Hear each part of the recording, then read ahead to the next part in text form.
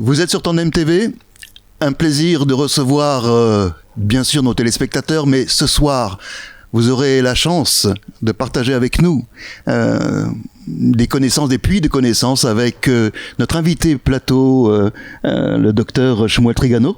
Bonjour. Bonjour. Vous aurez également à l'antenne le docteur Dov Maimon. Avec deux médecins, je pense que nous n'avons rien à craindre. En tous les cas, on aura effectivement de quoi échanger avec également nos chroniqueurs. Et d'abord, noblesse oblige, féminin oblige, avec Galit, notre chroniqueuse. Et puis Jérôme Haas, notre historien et guide d'Israël. Bonsoir. Et puis, bien sûr, William Zerbib. Alors, pour le reste... non, on va s'arrêter là, c'est pas la peine. Ça va aller. C'est trop long. Voilà, donc en tous les cas, un plaisir de vous retrouver et un plaisir, bien sûr, partagé. Un plaisir partagé parce que nous allons aborder, bien sûr, Yom Ha'atzmaut comme thématique ce soir. Et Yom Ha'atzmaut, dans les conditions, dans la situation d'aujourd'hui, c'est un petit peu spécial. Alors avant de commencer, bien sûr, sur Yom Ha'atzmaut, je voudrais quand même dire quelques mots sur nos invités. Donc je voudrais vous présenter bien sûr notre invité plateau, c'est le docteur Shmuel Trigano, professeur des universités, qui est également donc qui était à Nanterre, qui était à la Sorbonne, qui est sociologue, philosophe, je le disais, et puis bien sûr avec lui ces controverses, ce que vous pouvez trouver sur internet, mais aussi l'université populaire du judaïsme avec Academ. La plateforme numérique où on a l'occasion de rencontrer et d'entendre des intervenants de très haute qualité, et puis bien sûr donc des livres qui sont parus nombreux sur les séfarades, sur la politique, sur finalement le prochain qui va sortir bientôt, vous nous direz peut-être tout à l'heure quelques mots là-dessus. Et puis, notre autre invité, c'est le docteur Dov Maimon, qui, lui, est le directeur de JPPI, Jewish Policy Institute à Jérusalem, et puis qui est lui-même docteur donc en philosophie, sociologie, je ne sais plus, mais en tous les cas en management, ça c'est sûr, et qui a fait ses études et bien sûr en Israël et bien sûr aussi en France.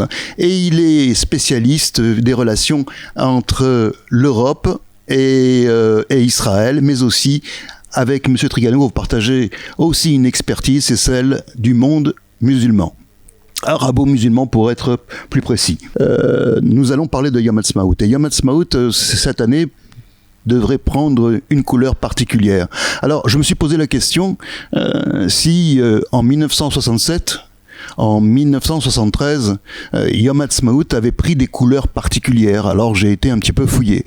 Et finalement, la question sur Yom Ha'atzmaut est très peu traitée en soi, dans son décor sociétal, à savoir si on a voulu le célébrer, on n'a pas voulu, etc. Et finalement, la question s'est plutôt posée après 73 sur est-ce qu'on allait faire un défilé ou non, le Yom Ha'atzmaut. Et finalement, c'est pour une question d'argent qu'on a décidé de ne pas vouloir faire un défilé avec Yom Ha'atzmaut. Et puis finalement, j'ai découvert que notre Premier ministre actuel, lui, aurait souhaité qu'on fasse un défilé militaire, histoire de nous partager ce côté héroïque de Tsahal, de mettre en lumière finalement ce qui nous réunit, peut-être, en tous les cas, est-ce ce qu'il pensait, mais en l'occurrence, on a aujourd'hui un Yom Ha'atzmaut dont on ne sait pas ce qu'il sera dans une semaine. Alors la question qui me vient tout de suite à l'esprit, c'est, docteur Shmuel Trigano, qu'en pensez-vous? Est-ce qu'on aura un Yom Ha'atzmaut particulier? Est-ce que, à la lumière de ce qui s'est passé, va-t-on pleurer ou va-t-on chanter, se réunir? Va-t-on voir les drapeaux flotter partout? Ça a été le cas aussi pour le Yom HaShoah et la concordance avec le 7 octobre.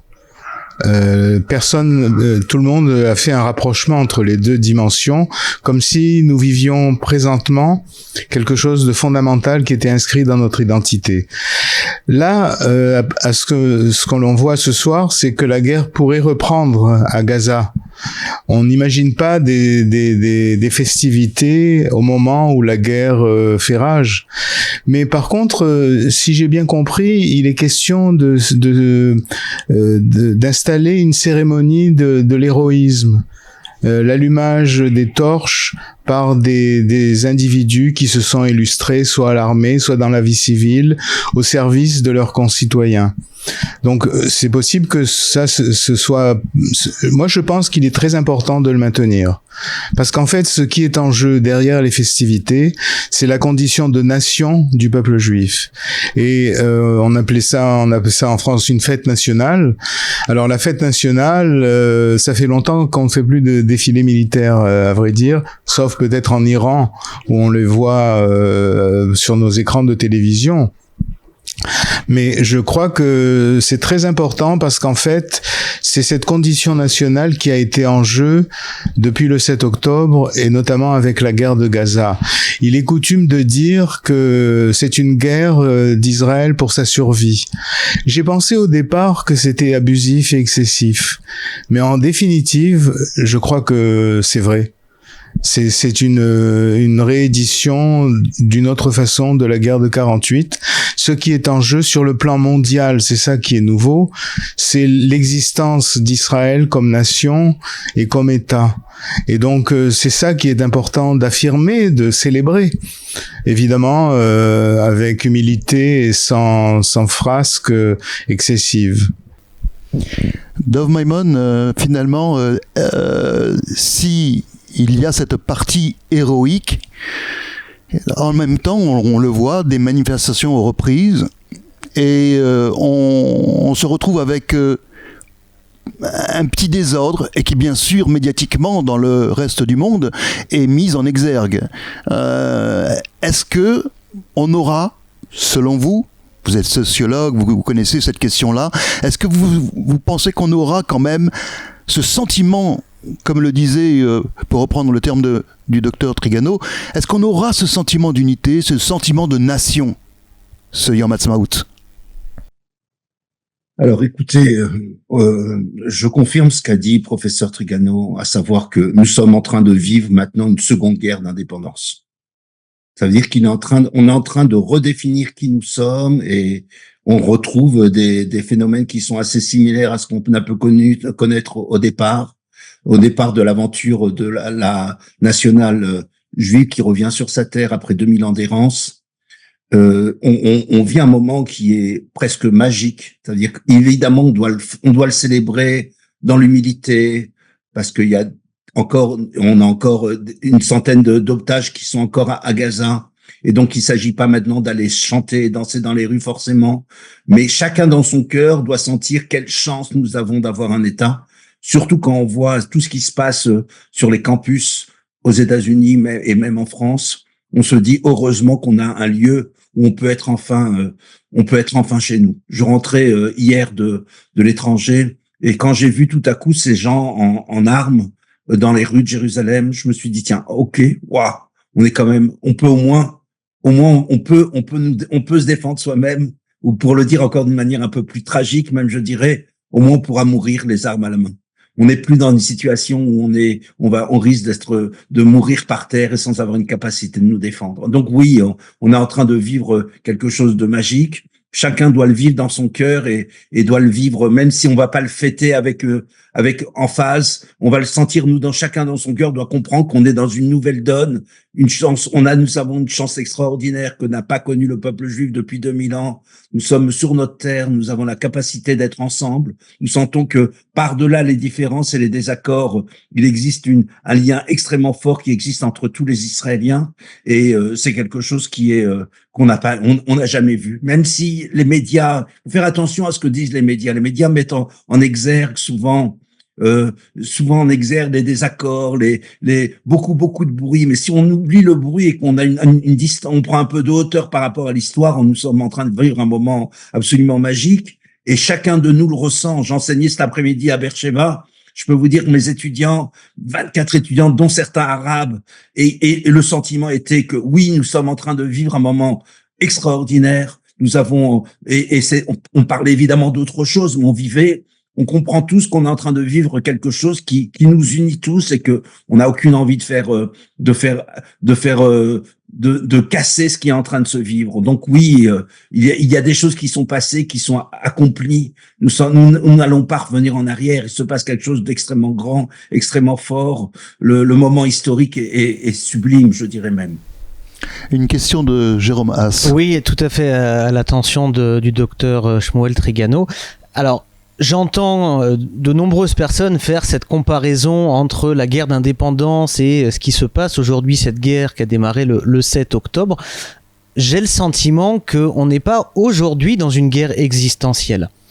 Que la guerre, elle sera gagnée par Israël. Une fois qu'on a mis de côté le danger iranien qui était imminent, la guerre, elle sera gagnée. Et peut-être que cette guerre-là, à la différence de la guerre d'indépendance, elle a réveillé une inquiétude sur les 10 ans, les 20 ans, les 30 ans qui viennent avec les réactions de l'opinion internationale.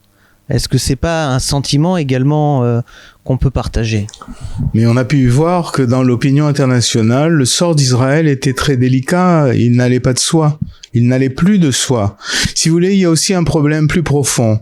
C'est que le sionisme s'est fondé pour faire des Juifs des hommes comme les autres. Ce que nous découvrons le 7 octobre ou aujourd'hui, c'est que nous ne sommes pas reconnus comme des hommes comme les autres. Dans la mesure où, par exemple, au Conseil de sécurité, on a inventé une nouvelle règle qui est la proportionnalité, qui n'est appliquée qu'à Israël. C'est-à-dire qu'en fait, seul d'entre toutes les nations, l'État d'Israël ne peut se défendre légitimement quand il est attaqué, comme les autres puissances le font.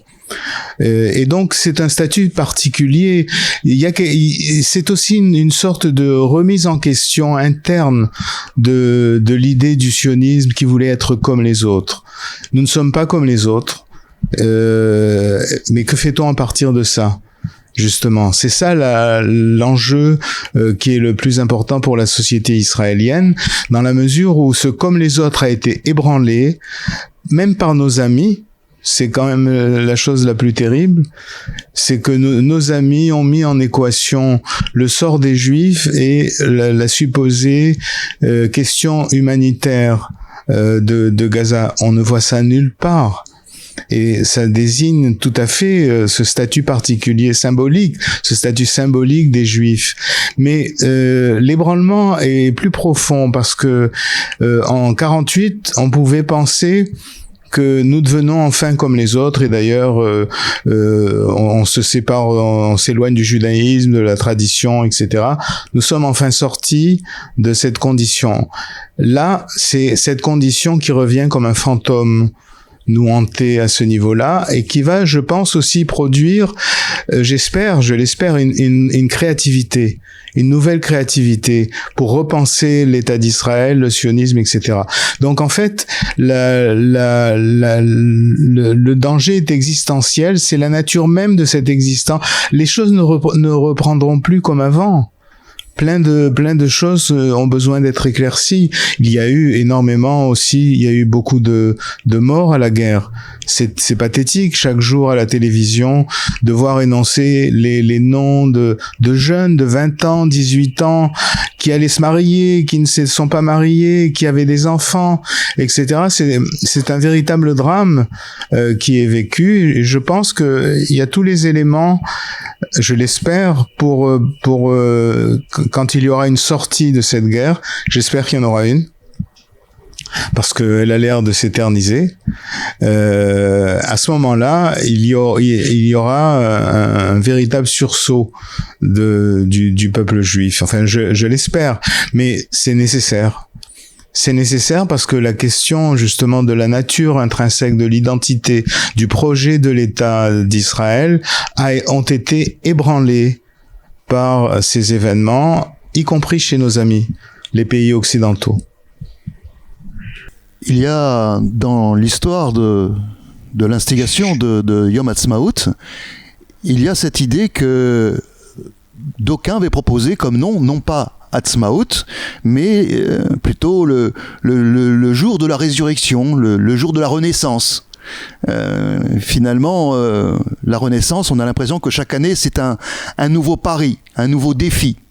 Et finalement, le sursaut, cette chance qui nous est donnée de pouvoir améliorer, de pouvoir nous combattre davantage. Et Dov Maimon, dans une interview, vous avez dit il y a un sursaut déjà. C'est celui du retour du sionisme religieux, sous sa forme la plus noble, celle de l'expérience individuelle et collective. Vous l'avez constaté chez nos soldats, vous le constatez au travers de sondages. Alors finalement, Dov Maimon, est-ce que, on parlait de nation, on parlait d'unité, avec ce sursaut-là, qu'espère le professeur Trigano, est-ce que vous aussi, Dov Maimon, vous abondez dans le même sens? Regardez, je crois qu'il est en vérité, nous sommes dans l'aporie. Ça veut dire que nous ne savons pas du tout ce qui peut se passer. Nous sommes dans une situation extrêmement tragique, même si on a l'impression que c'est pas une guerre existentielle, c'est une guerre existentielle. On ne sait pas ce qui peut se passer. On est en train de vivre immédiatement une menace qui existe, qui est, on sait tous, il y a à peine quelques semaines, nous sommes allés nous coucher un samedi soir en se disant, on ne sait pas si on va se lever demain matin ou s'il y aura plus de pays et tout va être détruit. Quelque chose qui peut recommencer demain. Et puis, c'est quelque chose qui peut encore arriver. On est loin d'avoir réduit la menace iranienne. Elle peut absolument être, ce qu'on a vu, c'est simplement un échauffement premier. Et puis, il est en train de se passer un phénomène exceptionnel. Donc, vous parlez de ce qu'on voit, nous, dans les sondages. Donc, on a un panel de 8000 Israéliens dans lequel qui nous permet d'avoir un peu qu'est-ce que ressentent les Israéliens au quotidien. Je suis le directeur de recherche au JPPI et au Jewish People Policy Institute, et nous avons une équipe entière qui travaille en intelligence artificielle, qui travaille sur ce genre de choses, qui essaye d'observer les phénomènes de fond, puisqu'il s'agit non seulement de voir ce qui est au niveau de l'anecdotique, mais aussi de voir qu'est-ce qui se passe plus sérieusement. Et qu'on peut voir, c'est qu'il se passe réellement un sursaut identitaire et qu'il y a un vécu israélien qui est en train d'apparaître. Ça veut dire que on a vu que la moitié des soldats qui ont été tués viennent du monde sioniste religieux. On a vu que la moitié des forces terrestres sont des sionistes religieux ou traditionalistes. C'est tout ce qu'on appelle le second Israël, quelque part, qui apparaît maintenant. Et ces gens-là qui reviennent de la guerre reviennent avec des forces internes extrêmement fortes. Ils n'ont plus envie de faire simplement que les choses continuent sans rien se passer. Et le précédent historique, on n'est pas prophète, on n'est pas fils de prophète, on ne sait pas ce qui peut se passer demain, mais par contre, on a un précédent. Et le précédent qui ressemble le plus au 7 octobre, c'est la guerre de Kippour. Et la guerre de Kippour, on a eu 3 événements qui ont suivi la guerre de Kippour. Le premier a été le retour géographique. Alors qu'on avait conquis Jérusalem, Hebron, Shrem, etc. Et en 67, mais personne n'était parti habiter là-bas. Et après la guerre de Kippour, il a fallu commencer tout un moment d'implantation. Aujourd'hui, on a presque 1 million de personnes qui habitent de l'autre côté de la ligne verte, qui ont pris possession géographique de leur histoire. Parce que, comme a dit tout à l'heure le professeur Trigano, évidemment, le sionisme devait se créer d'abord en rupture par rapport à la tradition et devait se rupture par rapport à l'exil. Et puis, le deuxième moment qu'on a eu suite à la guerre de Kippour, ça a été le retour du religieux. Et tout à coup, encore une fois, et là on a eu un retour du religieux géographique et identitaire. Tout à coup, on a compris, nous on ne pourra jamais être comme tout le monde. Le fait même que c'était le jour du Kippour, le jour du grand pardon, le même fait même qu'aujourd'hui on a des lois autour de nous, vous en avez parlé, qui sont des lois spéciales pour les réfugiés palestiniens, qui sont pas comme les autres réfugiés. Pour Israël, tout est mis en part, même ce qu'on le veuille ou non. On est obligé d'être single out, on est singularisé dans cette chose. Et le troisième moment,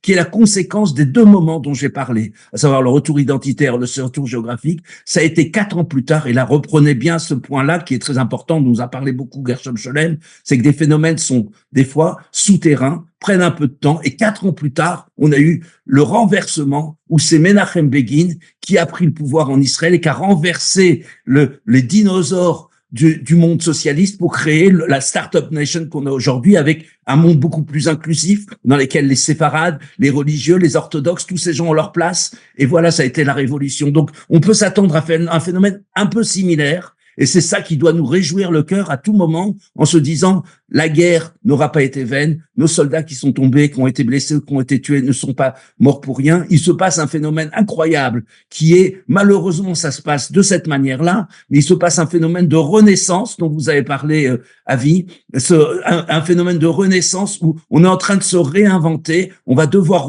réviser notre copie par rapport à qu'est-ce que ça veut dire le sionisme, pourquoi on est là. On a voulu venir ici. On ne savait même pas pourquoi on est venu. On est venu juste simplement pour essayer parce qu'on n'avait pas où aller et qu'on savait, il fallait faire quelque chose. Et aujourd'hui, c'est les ennemis d'Israël qui nous obligent à nous définir, à avoir un projet sociétal partagé. Donc, il est évident qu'on est en train de vivre un moment, comme je disais tout à l'heure, un moment historique. Sans aucun doute, quoi. Vraiment sans aucun doute et sans exagération. On le voit, on a des centaines d'indices qui nous montrent qu'on est en train de vivre quelque chose et y compris malheureusement, bien entendu, avec les manifestations qu'on voit autour de nous. Les manifestations font aussi partie de ce processus de vouloir redonner du sens et qui serait pertinent pour le 21e siècle. Une question de Galit. Oui, alors c'est plus une remarque et c'est par rapport à ce que vous disiez, Dov Maimon, tout à l'heure au début de votre intervention, quand vous disiez que quand on parlait justement de ce Yom HaAtzmaut particulier cette année, où peut-être effectivement au-delà des manifestations de joie et des marteaux sur la tête et de la mousse blanche un peu partout, on pourrait peut-être chacun à l'intérieur de nous fêter un petit peu plus, on va dire, en tout cas célébrer ce Yom HaAtzmaut de manière un petit peu plus, j'ai envie de dire humble par rapport effectivement à toute la situation que dans laquelle est plongé le pays depuis le 7 octobre, mais au contraire avec votre intervention, tout ce que vous avez dit à l'instant, moi j'ai l'impression qu'au contraire on est dans une région où on sait très bien que l'on ne sera respecté que si nos ennemis, enfin en tout cas ceux qui nous entourent et même nos amis perçoivent chez nous cette puissance et cette force, et c'est pour ça que on a la chance, en tout cas, je sais pas si c'est une chance, mais en tout cas, on a ce calendrier tellement intelligent qui a été mis en place de ce Yom HaZikaron Lechalalei Tzahal et aux victimes aussi des actes terroristes qui précèdent vraiment voilà, on bascule d'une minute à l'autre de ce recueillement, de cette tristesse qu'on a pour tous ceux qui sont tombés, à cette joie. Et moi j'avais l'impression, voilà, par rapport à tout ce qui se dit avec des villes où il va y avoir des célébrations, des scènes musicales, etc., d'autres où rien ne va être organisé. J'avais l'impression que ça s'inscrivait justement dans ça, et que oui, nos soldats sont au front. Oui, on a des otages à Gaza aujourd'hui, mais oui, on est obligé, on se doit justement pour eux, pour ceux qui se battent, pour ceux qui sont tombés, de montrer qu'on est vivant, qu'on a cette simra intrinsèque à l'intérieur du peuple juif. Et j'avais l'impression que voilà, qu'on était obligé cette année pour eux de célébrer peut-être, comme on dit en hébreu, kiflaim, 2 fois plus. Et j'aurais aimé votre avis par rapport à ça.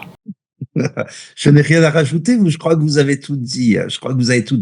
Nous sommes d'abord, et Shmuel Trigano a écrit là-dessus aussi, cette idée de faire d'abord le deuil et puis passer du deuil à la joie, c'est quelque chose qui est écrit dans la Haggadah, quelque chose qu'on connaît à la fête de Purim aussi. Vous savez, on fait d'abord un jeûne et puis ensuite on se réjouit. On doit d'abord être dans le recueillement et ensuite on se réjouit. C'est ce qu'on fait à Kippour pour aller ensuite à Simchat Torah. Donc cette idée-là a été pensée dans le peuple juif. Elle est fondamentale.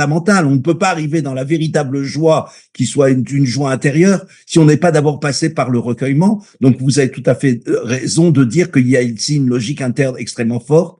La deuxième chose, c'est que quand vous dites que ce qui est en train de se passer ici, oui, chacun le ressent, mais ce que je voulais surtout vous dire et ce que je peux apporter au niveau de nos statistiques et de nos études, si vous voulez, par rapport à nos intuitions qu'on a tous, bien entendu, c'est que c'est partagé. Les Israéliens ne sont pas en doute sur la justesse de leur cause. Vous savez, par rapport à ce qu'on voit dans d'autres pays, quand on voit qu'aux États-Unis ou en France, les gens se disent, peut-être qu'ils ont raison, peut-être que c'est vrai qu'on devrait remplacer l'État d'Israël par un État du Hamas, etc., y compris chez les Juifs américains. Vous savez, 10% des jeunes Juifs américains pensent aussi qu'il faudrait détruire l'État d'Israël. Donc, non seulement 40% des jeunes Américains, et donc c'est pour ça qu'on a de quoi s'inquiéter pour les 20 prochaines années, Mais on a aussi, à moins qu'il y ait un retour de bâton, un retour de bâton et que tout va se rechanger, il est possible que l'idée même du projet particulariste israélien ne soit pas forcément audible au niveau international. Et c'est pas grave, parce que ce qui est le plus important pour nous, c'est qu'à l'intérieur d'Israël, il y a un consensus extrêmement fort. Et ça, c'est ça la force qui va faire la force d'Israël. Et c'est ça qui doit nous réjouir. C'est-à-dire, si on devait se réjouir de qu'est-ce qui s'est passé, c'est que devant le test, vous savez, les ennemis d'Israël ont essayé de nous détruire en 48 avec des guerres conventionnelles. Ils ont recommencé en 67, ils ont recommencé en 73. 3 fois, ils ont fini par comprendre qu'ils ils n'arriveront pas avec des guerres conventionnelles. Ils ont passé à la deuxième phase qui s'appelle le terrorisme. Ils ont essayé, les Israéliens n'ont pas été terrorisés. Ils ont continué à sortir à Tel Aviv et à Ranana et à Jérusalem dans les cafés. Tout a continué. On n'a pas été terrorisés. Ça nous prend du temps pour comprendre comment faire, mais finalement les Israéliens ont passé. Or, la troisième guerre dans laquelle nous sommes aujourd'hui, c'est la guerre intellectuelle contre Israël. Les Israéliens sont en train de repenser, revoir leurs copies, réviser leurs copies. Et il y a quelque chose, et justement, on parlait tout à l'heure des forces vives du peuple juif qui sont en train de ressortir, et on a une génération qui est absolument incroyable. Ces jeunes qui sont prêts à rentrer dans la tourmente pour aller sauver leurs frères, c'était tellement en rupture par rapport à l'individualisme et à l'hédonisme qui est du manque de capacité de se sacrifier pour un projet plus haut que soit sa propre individualité. C'est quelque chose qui est une source d'inspiration et de joie intérieure qui a de quoi nous remplir. On pourrait sauter au plafond du matin au soir, rien que pour voir cette chance-là qu'on a, cette jeunesse, et de voir nos enfants qui sont prêts à les combattre, et sans peur et sans, comment disait Bayard, sans peur et sans tort. Voilà, quelque chose comme ça. On a une chance incroyable. Le peuple juif est revenu sur sa terre et il y a eu un renouveau identitaire. J'aimerais bien entendre ce que dit le professeur Shmuel Trigano sur ce sujet-là, parce que je crois qu'il a beaucoup à dire. Et est-ce qu'on voit aujourd'hui en Israël un phénomène extrêmement fort d'une énergie et d'un renouveau identitaire, renouveau de quelque chose qui est nouveau par rapport à l'histoire du peuple juif. Plus que vous avez étudié, professeur Trigano, à travers vos grands livres, La demeure oubliée, déjà il y a très très longtemps, sur lesquels on a grandi, sur lesquels on s'est formé. Et c'est le grand livre de philosophie juive qui nous donne une perspective historique et philosophique du monde juif. Est-ce que l'État d'Israël est une révolution? Je sais que je remplace la place de vos interlocuteurs. C'est parfait. C'est pas grave, parce que allez-y. Vous avez la parole, docteur. Oh là là, c'est lourd à porter. Oui, il y a une grande espérance, mais aussi une grande exigence. Un énorme travail nous attend. Si nous voulons sortir mentalement, intellectuellement, culturellement des suites de cette guerre qui, j'espère, se terminera à l'avantage d'Israël, mais on ne sait pas encore. Et donc cet énorme travail consiste justement à remettre à niveau l'identité qu'on s'était forgée dans l'État d'Israël depuis sa création, avec la nouvelle situation que nous connaissons. D'un côté, Israël a été une parfaite réussite. C'est la 8e puissance du monde sur un classement international. Un si petit pays, c'est tout à fait étonnant. Par contre, à mon sens, il y a une faiblesse sur le plan de l'identité collective qu'on observe par exemple dans les manuels d'histoire des lycées israéliens, où le récit historique juif, le récit national n'est pas véritablement consistant ni fondé. Il y a en Israël un multiculturalisme exacerbé, ce qu'on appelle les secteurs de population. Je ne crois pas que ça devrait être la vocation sociale et politique d'Israël. Mais pour en sortir, il faut penser, il faut travailler, il faut publier. Et voilà, donc cette énorme énergie qui sortira de cette guerre aura besoin de s'investir dans des cadres adéquats. C'est ce que j'ai un peu tenté j'ai un livre qui est sorti à Paris récemment, que je peux pas vous montrer, question de poste franco-israélienne, mais dans ce livre j'essaye de penser humblement, car le travail est énorme, ce qu'il faudrait faire pour restaurer cette dimension dans laquelle on est présent à soi-même. Vous voyez, je vais vous raconter une histoire que je raconte toujours tellement elle est significative. Elle se passe pendant la guerre des 6 jours avec Moshe Dayan et un collègue général, Uzi Narkis, qui contemplent devant eux le mont du Temple. Et Moshe Dayan fait une remarque très symbolique. Qu'allons-nous faire de tout ce Vatican-là? Et de fait, il remet la clé du mont du Temple au Waqf qui est l'ennemi. Et le gouvernement décide que le mont du Temple sera un parc archéologique plus un lieu cultuel pour les musulmans. Et le lieu cultuel pour les juifs, c'est le Kotel Amaravi, le mur des pleurs. Et donc, nous avons là quelque chose d'éminemment symbolique, comme si cette rencontre avec le destin, comme disait le général Goren, le mont du Temple est dans nos mains, suscitait en lui une panique terrible, qui fera tout pour la repousser. Et c'est d'ailleurs là l'origine des problèmes autour du mont du Temple aujourd'hui, car les Palestiniens ont bien compris que c'était la faille d'Israël. Et donc, si vous voulez, c'est ça la question. C'est face à cette rencontre historique avec toute l'histoire hébraïque de 30 siècles, la panique ou la fuite, un rendez-vous manqué, mais c'est ça qu'il faut restaurer. Est-ce que professeur Trigano, c'est un rendez-vous manqué, c'est une panique, ou est-ce que c'est ce sentiment ancré depuis des générations et des générations que il faut qu'on soit fort, mais il faut qu'on nous aime aussi. Donc il faut qu'on soit fort, mais il faut qu'on montre un petit peu de bonne volonté. Donc voilà, on a récupéré le Kotel, on a récupéré Jérusalem, mais voilà, on vous montre notre bonne volonté parce qu'on veut que vous nous aimiez, parce qu'on veut être accepté par vous.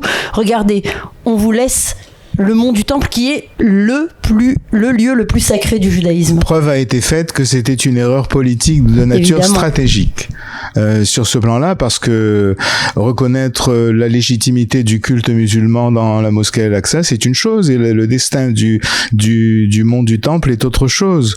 Et donc, oui, mais c'est justement ce que le sionisme avait voulu mettre un terme, ce à quoi il avait voulu mettre un terme.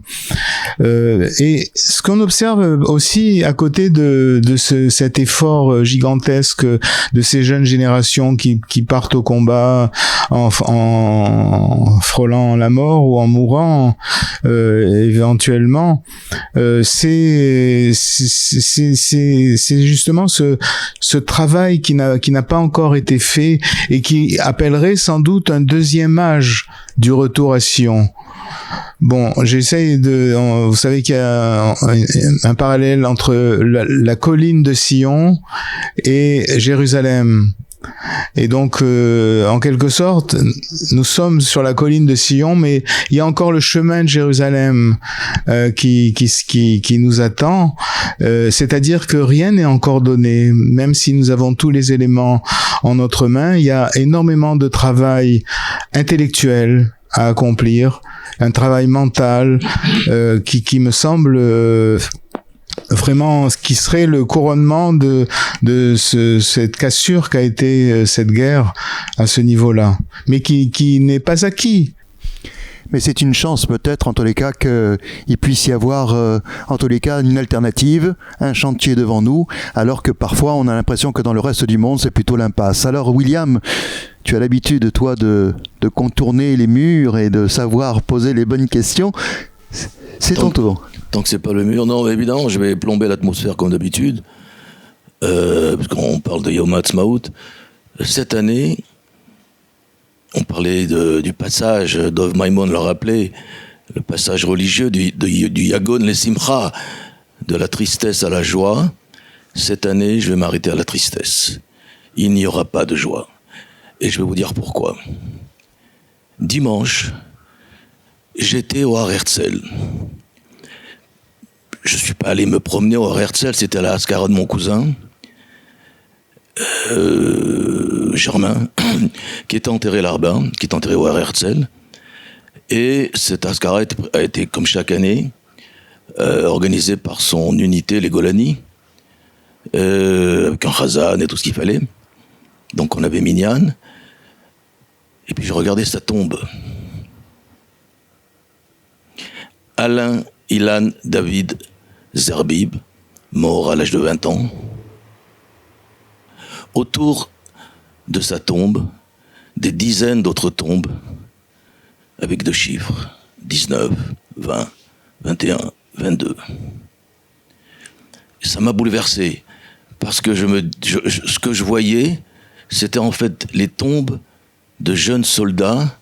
Mon cousin était à l'époque, on est dans les années 70, mon cousin Alain, Zichrono Libracha, était ce qu'on appelait à l'époque un petit minet parisien, des cheveux jusqu'ici, pantalon pas de def, on est en 70, mais il n'avait aucun rapport avec Israël. Puis tout d'un coup, un jour, il sait que j'y suis et qu'il a aussi de la famille.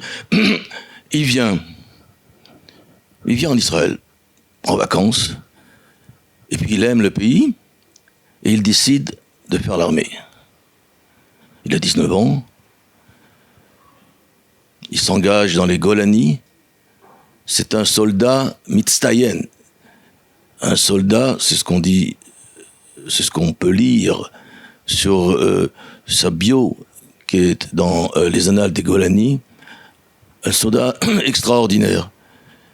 Et puis il est décédé dans des circonstances dramatiques à la frontière libanaise. Donc chaque année, je viens au mont Herzl, pas très loin de sa tombe, il y a celle de Yoni Netanyahu, que vous connaissez. Et puis donc, l'atmosphère, depuis le 7 octobre, m'empêche de passer de la tristesse à la joie, du Yagon le Simcha, et je resterai dans la tristesse, je resterai avec l'image de la tombe, non seulement de mon cousin, Alain David Zerbib, Zichrono Libracha, mais je resterai toute cette journée avec l'avant-veille, le Yom HaZikaron Lechal Tzal, avec tous ces soldats que j'ai vus dans ce cimetière de Har Herzl. Voilà ce que je voulais dire pour le Yom HaTzmaut de cette année. Merci William, mais dans le même temps, je le disais, c'est chaque année une renaissance. Et qui dit renaissance dit aussi une chance pour les uns d'être apaisés et pour les autres de trouver un moyen de se renouveler. Et on voyait ces derniers temps des témoignages absolument extraordinaires de personnes rescapées de la Shoah qui ont vécu les horreurs du pogrom du 7 octobre et qui avaient des projets encore malgré cela. Et je crois que tu as raison, William. Il y a une partie de la population, d'ailleurs certains, dont le kibbutz Be'eri, refusent de faire partie de cette partie héroïque du Yom HaTzmaut. Donc il y a quelque chose qui ne passe pas. Mais dans le même temps, il y a aussi ce bédouin extraordinaire qui a sauvé près de 30 personnes et dont on a vu la joie et l'honneur, et même sa famille, la joie dans les visages, parce qu'il avait été choisi pour allumer une torche. Donc finalement, on a ce peuple-là qui est capable de renaître et en même temps de se souvenir. Les deux sont finalement deux parties d'un peuple. Et c'est peut-être pour ça que le Yom HaZikaron n'est pas un jour simplement distinct, il est aussi complémentaire au Yom HaTzmaut. Et je voudrais dire quand même que si l'establishment le rappelait tout à l'heure, Dov Maimon, qu'il avait été un peu balayé après la guerre de Kippour au profit des séfarades qui avaient voté largement pour Menachem Begin. Eh bien, tout à l'heure, quand je parlais de l'instigation du Yom Ha'atzmaut, du nom de Yom Ha'atzmaut, j'ai dit celui qui l'a institué, c'est Avraham El-Maleh. Qui était Avraham El-Maleh, un linguiste absolument extraordinaire. Vous savez que avant qu'on chante donc et qu'on ait les drapeaux, qu'on ait tout ça de Yom Ha'atzmaut, il y avait une fête où on fêtait Bialik et donc la poésie. Et on fêtait donc également donc le jour de l'armée, de l'héroïsme, etc. Dans le même temps, il y a toujours ce binôme. Il y a ce jour férié, pique-nique, barbecue, puis en même temps, il y a la fête religieuse reconnue en 1949 par le grand rabbinat d'Israël. Toujours ce binôme. Il y a en même temps, bien sûr, le jour de l'indépendance, le 14 mai 1948, mais c'est le 5 Iyar qui a été choisi. C'est pas anodin. Finalement, on est dans cette... C'est pour ça que j'aime bien, finalement, ce terme de renaissance, même si j'aime bien le mot de Yom Ha'atzmaut, mais parce que il y a quelque chose ici qui nous permet de se reconstruire différemment, peut-être, mais de se reconstruire. Oui, je trouve que tu as tout à fait raison, Avi, et je voudrais juste dire à William, je respecte tout à fait cette tristesse dans laquelle tu as que tu n'as pas envie de quitter le jour de Yom HaZikaron, de Yom Ha'atzmaut. Cette année. Cette année, je l'ai bien compris. Mais je trouve que cette année, au contraire, par rapport à nos ennemis, on doit vraiment se réjouir 2 fois plus. Pourquoi ? Parce que sinon, et je pense que c'est ce que ton cousin Alain Ilan aurait aimé, parce que sinon, tu leur offres un petit bout de toi et un petit bout de victoire. Donc tu leur offres, tu leur donnes en cadeau ta joie. Et ça, je trouve ça très très dommage, parce que c'est leur accorder un petit peu trop de victoire. Franchement, je suis pas sûr qu'ils se souviennent de moi ou de ce que je suis en train de dire ici. C'est symbolique, tu sais bien. Mais oui. Mais c'est toute cette atmosphère depuis le 7 octobre qui me perturbe. Bon, je sais pas, on va pas refaire ce stress qui nous poursuit ou qui nous enveloppe depuis le 7 octobre. Mais c'est ce choc que j'ai eu avec ces soldats des Golani, le Khazan des Golani. Et pourtant, j'y étais l'année dernière et l'année précédente. Mais cette année, ce El Maleh Rachamim chanté par ce Khazan devant la tombe de mon cousin, c'était à la fois triste et magique, parce que comme tu l'as dit, j'imaginais ce garçon qui est mort à 20 ans, il aurait 70 ans aujourd'hui, on avait 4 ans de différence. Je ne sais pas ce qu'il serait devenu, tu vois, mais je me disais peut-être qu'effectivement, parce que c'était un bon vivant, on plaisantait, etc. tout le temps, peut-être qu'il aurait été effectivement en train de me dire non, il se passe des choses, mais on va quand même faire la fête. T'as peut-être raison, mais je peux pas le savoir. Mais la vue aussi, la vision, pas la vue, la vision de toutes ces tombes, avec ces 2 chiffres, quoi. Et puis dernièrement, il y a quand même, je crois qu'il y a eu 700 morts jusqu'à aujourd'hui, avec encore un franco-israélien il n'y a pas longtemps ici à Ra'anana, Marc Assouline, Zichrono Libracha. Donc tous ces 2 chiffres m'ont tellement perturbé. Alors je sais pas, peut-être que je changerai d'avis d'ici là, mais j'ai vraiment pas envie de faire la fête. Docteur Trigano. Mais je reviendrai sur le mot Ha'atzmaut, parce que justement il est fondé sur le Eitzem, l'essence. Atzmi, c'est moi-même. Et en fait, le Yom Ha'atzmaut, c'est le jour où les Juifs peuvent dire, comme l'a fait Abraham, Hineni, me voici. Je réponds à la sollicitation de l'histoire et j'affirme ma présence. Et je dirais que cette présence n'a pas besoin d'être reconnue. c'est ce qu'on a souvent oublié aussi dans le monde juif de l'assimilation, c'est qu'elle s'impose d'elle-même par son histoire, par sa réalité.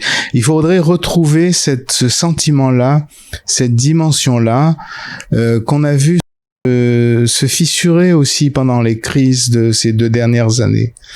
Et voilà, donc me voici, la capacité d'Abraham, me voici présent à la sollicitation de la divinité, du monde, de la réalité, et je suis là. Je crois que c'est ça l'Atzmaut, dans le sens de El Malé, sûrement. Dov Maimon? Oui, alors, c'est vrai que, comme dit Monsieur Zerbib, on a toutes les bonnes raisons pour ne pas nous réjouir. Vous avez tout à fait raison, évidemment. Évidemment, on a toutes les raisons pour ne pas nous réjouir si on se dit simplement que les choses ne sont pas finies, qu'on n'est pas dans une situation qui nous promet quoi que ce soit. Donc, on a ce que Antonio Gramsci appelait le pessimisme de la raison et l'optimisme du cœur. Nous, on reste optimistes. Et ce débat-là, on l'a déjà vu dans le Talmud après la destruction du 2e temple, où des gens disaient on ne peut plus manger de viande, on ne va plus se marier, on doit tous mourir. Et finalement, on a compris que le peuple juif n'a pas accepté ce projet-là. Il a fallu un temps. Il faut un temps de laisser passer. Il faut laisser le temps au temps. Mais à un moment, le peuple juif a dit non, nous ne voulons pas être là-bas. Et aujourd'hui, nous sommes donc justement dans cette idée-là où on est en train de reconstruire. Alors, je voudrais reprendre sur 2 points. Le premier point, c'est d'abord qu'il s'est passé des choses qui ont de quoi nous réjouir. On l'a dit tout à l'heure, on a de quoi nous réjouir parce qu'il y a eu un changement, justement, dans cette dimension dont vous avez parlé tout à l'heure. On arrête de se regarder dans le regard de nos oppresseurs ou de ceux qui nous détestent. C'est-à-dire qu'on peut complètement dire, moins qu'avant, on a besoin d'être aimé. Et on voit les Israéliens qui disent, si on n'est pas aimé, on est seul. On retrouve notre solitude d'Israël, mais cette fois-ci, on n'est pas inquiet. C'est pas grave si Joe Biden nous aime pas, si Emmanuel Macron nous aime pas, tant pis, ils ont leurs propres calculs, mais ça veut pas dire pour autant que nous, on n'est pas atzmi, on n'est pas dans notre propre moi, et on n'est pas, et si les autres ne comprennent pas, ils le comprendront quand on aura annihilé le Hamas, quand on aura reconstruit les accords de paix avec l'Arabie Saoudite, quand on aura expliqué, parce que sachez que tous nos voisins, musulmans d'autour de nous attendent qu'une chose, c'est qu'on finisse le travail, qu'on finisse ce qu'on doit faire. Donc, une fois qu'on aura fait tout ça et qu'on reconstruira tout, alors là, les choses seront dans une autre donne. Mais je voudrais prendre sur un autre point peut-être dans une certaine mesure plus fondamental. Ce qu'on est en train de vivre au niveau de Yom Ha'atzmaut, c'est quelque chose qui se pose comme question de savoir qu'en vérité, ce qui se passe pour nous aujourd'hui, c'est qu'il y ait le changement dans le peuple juif a été un changement structurel, systémique. On n'est plus du tout la même chose qu'avant. Le peuple juif n'est plus dans la même chose qu'on a été. C'est pas simplement de revoir. Après la Shoah, les gens se sont posés la même question. Est-ce qu'on doit continuer encore à être joyeux? Et pour expliquer ça, je vais vous expliquer par une petite histoire. Juste avant de faire le Seder, j'appelle une collègue à moi qui m'avait dit, je ne vais pas faire le Seder ce soir. Elle m'avait dit, demain soir, je ne ferai pas le Seder parce que, à cause des otages, on peut pas dire Dayenu, on peut pas chanter ce genre de chansons alors que on a encore des gens qui sont comme nos propres enfants. Donc, c'est le sentiment qu'on est tous une seule famille. Et je lui dis, qu'est-ce que tu vas faire? Elle m'a dit, mes filles ont décidé de créer un Seder alternatif. Je lui dis, très intéressant, qu'est-ce que vous faites? Parce que je lui ai dit, écoute, tes filles ne veulent pas venir, viens-toi à la maison, viens chez nous. Et là, elle me dit, non, ils vont aller sur la place des otages à Tel Aviv. Et puis, en fait, ils vont faire une cérémonie très spéciale où, en fait, ils vont raconter des histoires et puis ils vont chanter et puis ils vont prendre des guitares et puis ils vont chanter et puis ils vont raconter l'histoire de ce qui s'est passé et des choses qui vont être en positif, en négatif. Vous voyez ce qu'on est en train d'inventer, une nouvelle identité, mais même quand les Israéliens veulent annuler le soir du Seder, ils n'ont pas fait une soirée qui ne serait rien du tout. On va dormir et puis on va se mettre sous la couverture. Non, ils ont créé une histoire à eux. Ils sont en train de réinventer qui finalement nous donne encore plus de joie et plus encore de créativité. Donc vous voyez, chaque fois qu'on a essayé d'empêcher le peuple juif d'exister, les barrages ont fait que le peuple juif est encore plus surmonté. Donc c'est ça que moi je fais à Yom Ha'atzmaut. C'est cette idée-là qu'à chaque fois que nos ennemis ont essayé de nous barrer la route, on est arrivé à ce que le peuple juif est ressorti à refaire sortir de lui-même des énergies qu'il ne connaissait même pas, qu'il a réinventées et qui sont reliées et comment ils se réinventent, c'est quand il se retrouve lui-même par rapport au désespoir, quand ils se retrouvent dans la situation où ils ne peut plus rien faire. Et comme on ne peut plus rien faire, on arrive au fond de la piscine et là, on ressort avec des énergies incroyables. C'est ce qui vous arrive, Monsieur Zerbib, sans aucun doute. Peut-être pas cette année, mais peut-être dans quelques jours ou dans un an. Et ce qui nous arrive à tous, c'est-à-dire qu'on est tous dans la même situation. Et j'ai vu beaucoup de gens qui ont dit, je ne peux pas me réjouir. Mon fils qui a été blessé à Gaza, les gens sont arrivés, la première fois où il est revenu de l'hôpital, il a toujours pas ses dents, etc. Et les gens lui ont dit, raconte-nous des miracles. Il a dit, mais qu'est-ce que vous voulez que je vous raconte des miracles? Vous êtes dingue. Autour de moi, le jour où moi j'ai été blessé, 9 de mes amis avec lesquels on s'était engagé ensemble ont été tués. Vous comprenez pas ce que je vous dis? Il n'y a pas de miracle. Pour moi, le monde s'est écroulé. Rien n'a de sens. Eh ben, ok, on a dit rien n'a de sens, mais pour autant, il n'a pas voulu venir au CEDER cette année. Il a dit non, je peux pas, alors que il y a tellement de familles qui n'ont pas leur chaise, qui ont une chaise vide. Moi, je laisserai ma chaise vide ce soir avec vous. Vous voyez, donc cette idée-là est forte, elle a sa place. Mais même cette phrase-là est une affirmation qui est d'une forme de créativité et qui donne du sens à qui est en train de fonder une nouvelle forme de ce qui est en train de la renaissance du peuple juif. Dans tous les termes que vous voulez entendre au niveau du mot renaissance. Il y a, pour conclure, finalement, ce constat, c'est que nous sommes un peuple résilient et pas simplement singulier, le docteur Dov Maimon l'a dit tout à l'heure, et en même temps avec un sentiment presque malgré lui national, où quelque chose le tient en commun, en lien avec son alter ego. Et finalement, c'est peut-être ça qui fait de ce peuple singulier un peuple résistant, un peuple qui est capable d'imaginer, de créer davantage, malgré ce qui se passe autour. Et je voulais vous poser bien sûr tant d'autres questions à vous deux, docteur Trigano, docteur Maimon, bien sûr sur votre expertise, sur les Juifs d'Europe qui, eux, n'ont peut-être pas cette chance-là d'avoir cette délibération, cette agitation, cette volonté de se pencher sur la réalité et en même temps de vouloir imaginer le lendemain, le futur.